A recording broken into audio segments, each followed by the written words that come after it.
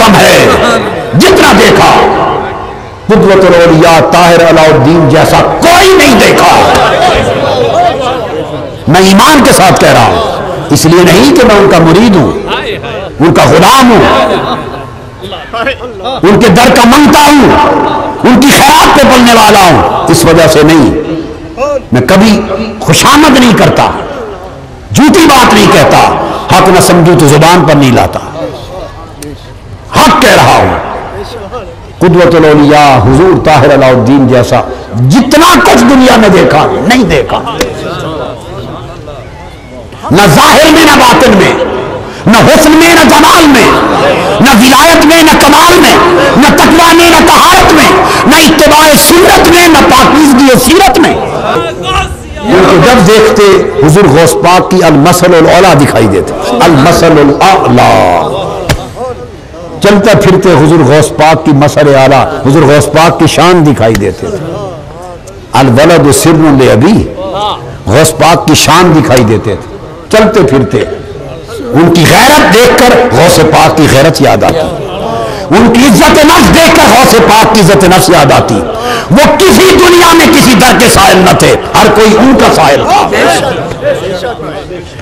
کئی زندگی میں ہاتھ نہیں پھیلایا، ہر کوئی ان کے آگے ہاتھ پھیلاتا. ایوب خان سے لے کر جنرل ضیاء الحق تک ہر کوئی ان کے در پر آتا تھا، سائل بن کے منگتا بن کے آتا تھا. کہ جس طرح کائنات نبوت میں المثل الاعلیٰ حضور کی ذات ہے، بڑی شان، المثل الاعلیٰ اللہ کی سب سے بڑی شان، اس طرح کائنات ولایت میں حضور کی المثل الاعلیٰ، المثل الاعلیٰ حضور غوث العظم کی ذات ہے. حضور کی امت میں ولایت کی دنیا میں حضور کی سب سے بڑی شان غوث پاک ہے. اور بات ختم کرنے سے پہلے آخری بات سن لو.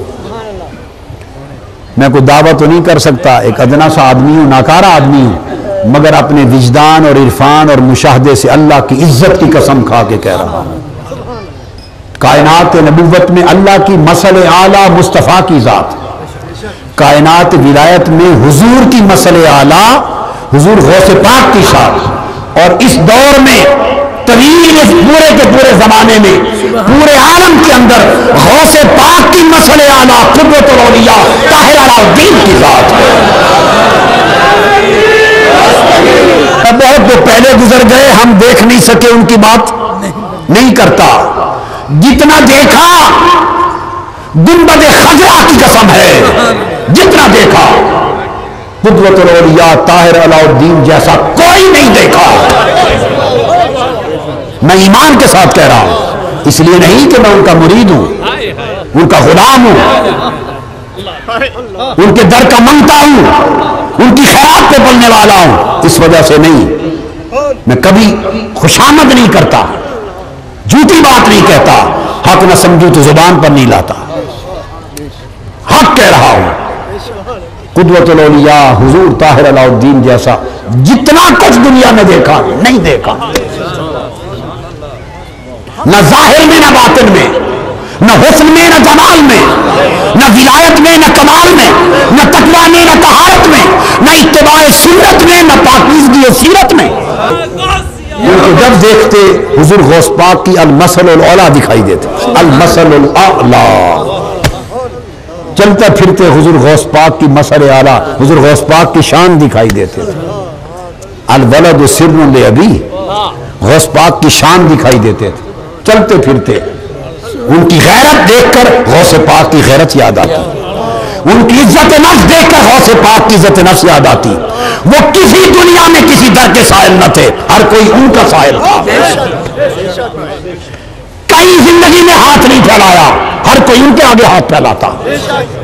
ایوب خان سے لے کر جنرل ضیاء الحق تک ہر کوئی ان کے در پر آتا تھا، سائل بن کے منگتا بن کے آتا تھا.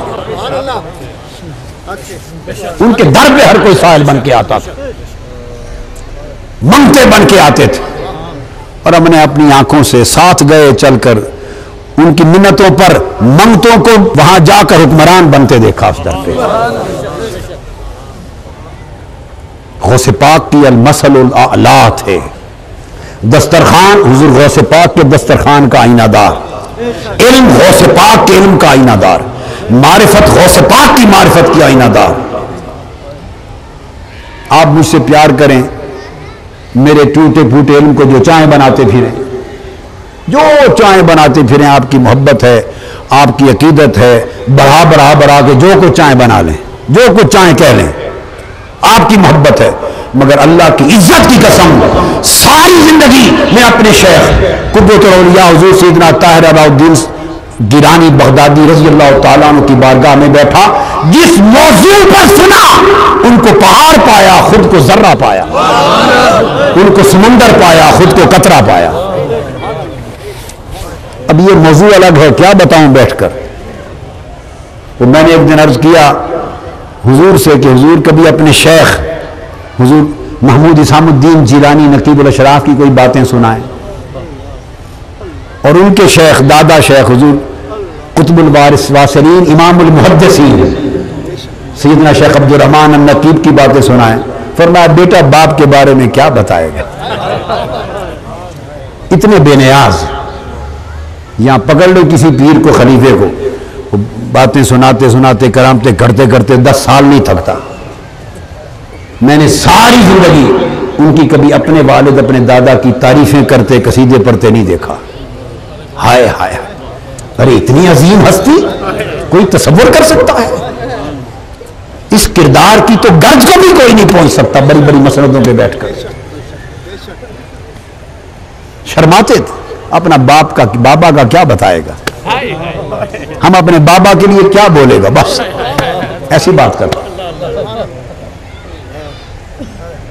بس غوث پاک کا خزانہ تھا، بس غوث پاک کا فیض. بس وہ جب بولتے تھے اپنی 16 پشتوں میں کسی کی بات نہ کرتے. وہ 16ویں پشت حضور غوث پاک کی، 15 واسطوں میں کسی کی بات نہ کرتے. جب بولتے یا غوث پاک کی بات کرتے یا محمد مصطفیٰ کی بات کرتے صلی اللہ علیہ وآلہ وسلم. کسی سلطان کے در پہ نہیں جانا، کہیں سائل نہیں ہے، کہیں منگتا نہیں. کوئٹہ میں جب شروع خداداد روڈ پہ حضور آ کے آباد ہوئے تو ایوب خان کا دور تھا. ایوب خان نے وہاں کے ایک افسر کو کسی بڑے نمائندے کو بھیجا، عرض کیا حضور آپ تشریف لائیں ہیں، ہمارے مہمان ہیں پاکستان میں، جو حکم کریں آپ کے لیے حاضر ہے، جو حکم کریں آپ کے لیے حاضر ہے، فرمائیں. حضور نے ان کو جواب دیا قدوۃ الاولیاء نے، فرمایا اللہ کا ہم فقیر ہے، اس کا خیرات بہت ہے، جب وہ ختم ہو جائے گا تو آپ سے مانگ لے گا. جب اللہ کا خیرات ختم ہو جائے گا تو آپ سے مانگ لے گا. یہ نمونہ تھے وہ اولیاء کاملین کے اور سلف صالحین کے. اور میں یہ سمجھتا ہوں اور میرا ایمان ہے، میں نے دیکھا ہے، آپ کو بتا رہا ہوں یقین کر لو، وہ صاحب تکوین تھے، مقام تکوین تھے. ولایت میں ایک مقام آتا ہے کن فیکون. اگر کوئی کہہ دے کہ ہو جا پھر وہ ہو جاتا ہے، اگر زبان سے ایسا فرما دیتے ہو جا وہ ہو جاتا ہے. وہ صاحب تکوین تھے. وہ کیا تھے ایک ناکارہ مرید اپنے بابا کا شیخ کا کیا بتائے گا، وہ کیا بتائے گا. تو اس لیے میں نے بات ختم کر دی ہے کہہ کر کہ حضور غوث پاک کے مسئلے اعلیٰ تھے، حضور غوث پاک کی شان تھے ان کے طریقت میں. اللہ تبارک و تعالی ان کے دامن سے وابستگی، ان کے در کی نوکری، حضور قدوۃ الاولیاء کی چاکری اور ان کی خیرات پہ پلتے رہنے کی توفیق عطا فرمائے، اور انہیں ہم سے خوش رکھے، حضور کو خوش رکھے، اور ان کے صدقے غوث پاک خوش رہیں، اور ان کے صدقے اللہ کے حبیب کبریاء خوش رہیں، ان کے صدقے خدا خوش رہے. وما علینا الا البلاغ.